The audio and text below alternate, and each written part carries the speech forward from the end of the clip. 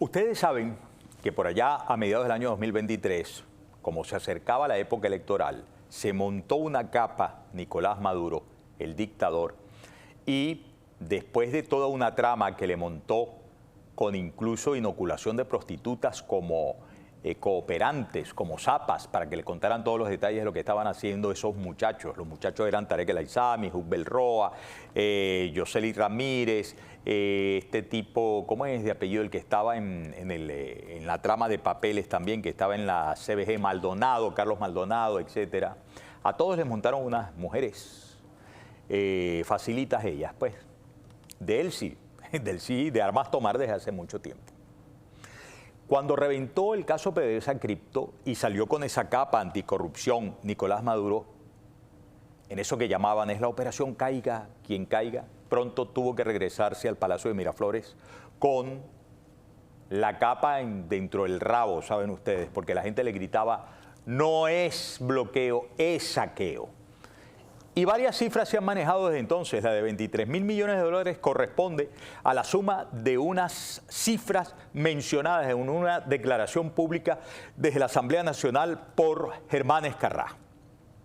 Luego hay una cifra de 16.000 millones y fracción que explica el equipo de Transparencia de Venezuela. Y la Fiscalía, que hace acusaciones en el juicio de PDVSA Cripto, habla de unos 5.000 millones. Como si 5.000 millones no fueran nada, válgame Dios. Ha ocurrido lo indecible en ese juicio, porque en ese juicio se supone que se iba a administrar justicia para quienes se robaron esa plata. Debe haber, se nos dice, diferenciación entre un chofer y un alto ejecutivo y cosas por el estilo que no han ocurrido. Son más de 64 indiciados ahí.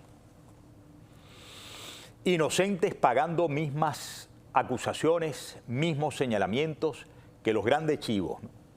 Pero resulta que cuando comenzaron a dar testimonio, se comenzó a mencionar corrupción de otros, torturas de otros funcionarios, tratos crueles e inhumanos de otros funcionarios, robos, extorsiones, no solamente de funcionarios públicos, sino de sus enchufados, amigos. En todo esto se fue el testimonio de Tarek El Aissami, Samar López, Hubel Roa, los hermanos de Gracia, los hermanos Perdomo y otros tantos más. ¿Qué ha ocurrido con eso? Bueno, Delcy huye, despavorida a la posibilidad de que la mencionen. Delcy postra en situación de secuestro, negados de hacer acto de asistencia a los que están retenidos en el Rodeo 1, que son a los que más les tiene miedo, empezando por Tarek El Aissami, que está tantito así, de nombrarla, de mencionarla, a él, al presidente de la Federación Venezolana de Fútbol, que dice que está relacionado también en los espirales de nuevos negocios corruptos en el ámbito petrolero y más allá, mucho más allá.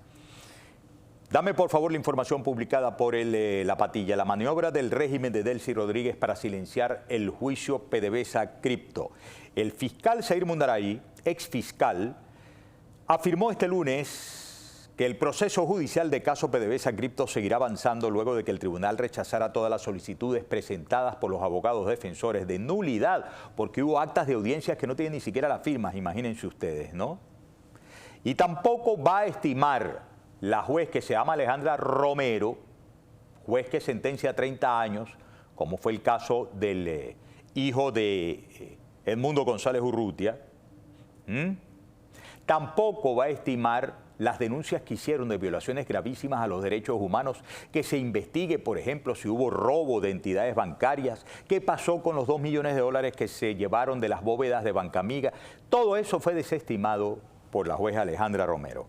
Según el exfuncionario, el tribunal desestimó además las denuncias relacionadas con presuntas torturas, extorsiones y violaciones al debido proceso que habrían sido cometidas por fiscales del Ministerio Público encabezado por Tarek William Saab.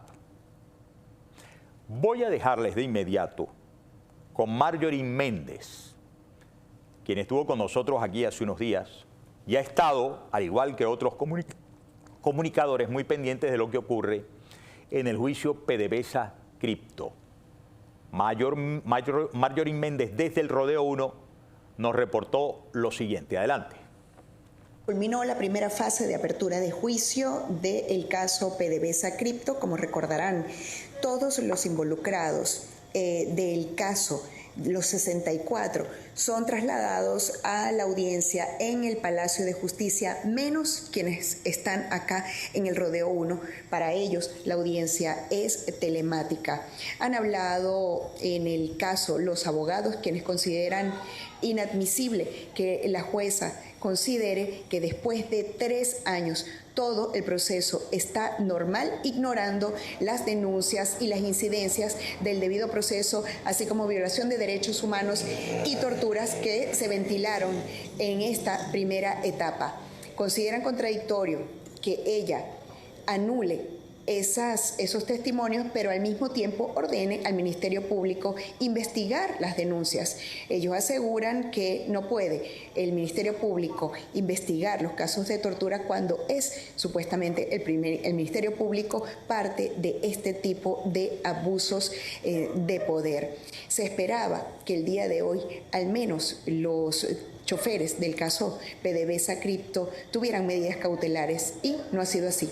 Para la jueza, que condena a 30 años, todo está en orden y se debe pasar a una nueva etapa. La jueza Alejandra Romero, quien ahora debe descargar en un completo informe avalando todo lo que ocurrió en esta primera etapa y firmar ese documento donde se debe además descargar todas las incidencias. Han hablado también del evidente deterioro de Tarek El Aissami, a quien, por cierto, según testigos de esta cárcel, por primera vez se le ha dado patio. Pero no se le ha dado patio como un regalo, sino más bien con la intención, al parecer, de atemorizarlo con los otros detenidos que están allí, a lo que aseguraron que nada le ocurriría. Lo que viene ahora es la etapa de descarga de pruebas.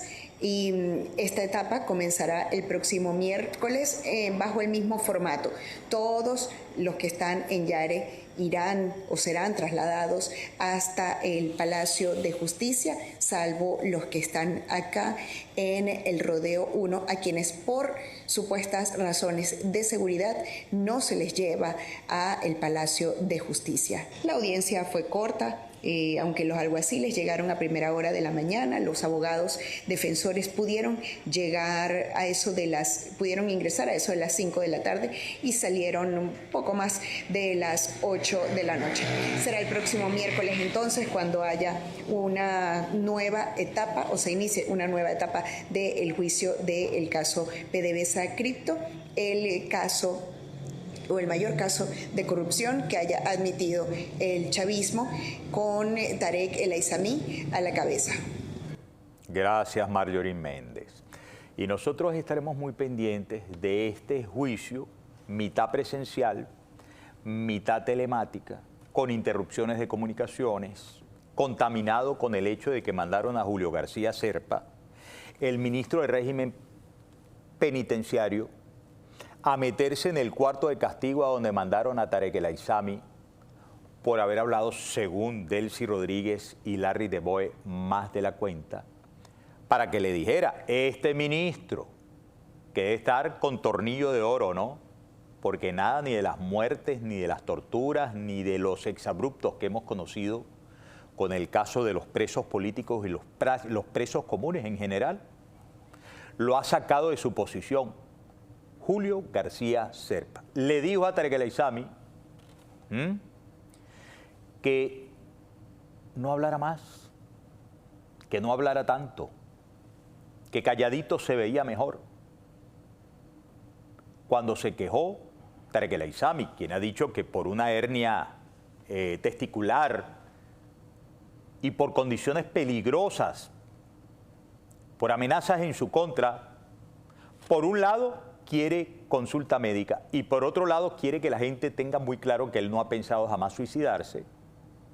Le dijo, ¿por qué me castigan? ¿Por qué me tienen en esta celda de castigo? Y junto con el director del rodeo, el ministro de prisiones, dijo, no, todas las celdas son iguales, tú no estás castigado, pero cállate la boca. Desde entonces más nunca lo llevaron. ¿Saben qué? La justicia tarda, pero llega. También hay otro dicho que dice que cuando la justicia tarda, la verdad huye.